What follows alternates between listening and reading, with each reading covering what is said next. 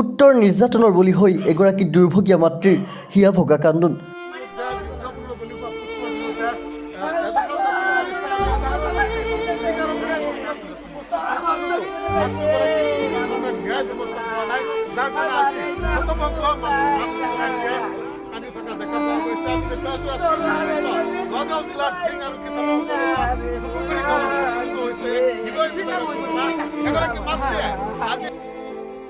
ধূপগুৰি গাঁৱৰ জমিলা খাতুন নামৰ এইগৰাকী বৃদ্ধা মাতৃয়ে উপায়ন্তৰ হৈ আল্লাহৰ ওচৰত ন্যায় ভিক্ষা বিচাৰিছে।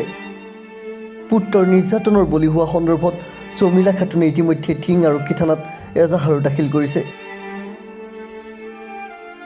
ভুক্তভোগী মাতৃয়ে সংবাদ মাধ্যমৰ আগত কয়, নিজ পুত্ৰই ঘৰত থাকিব নিদিয়ে, সদায় মানসিকভাৱে অত্যাচাৰ কৰে।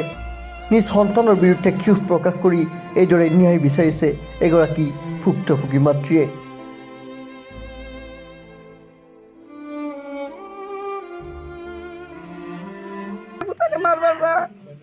এটা কৰে আমাৰে কাজ কৰে সব সময়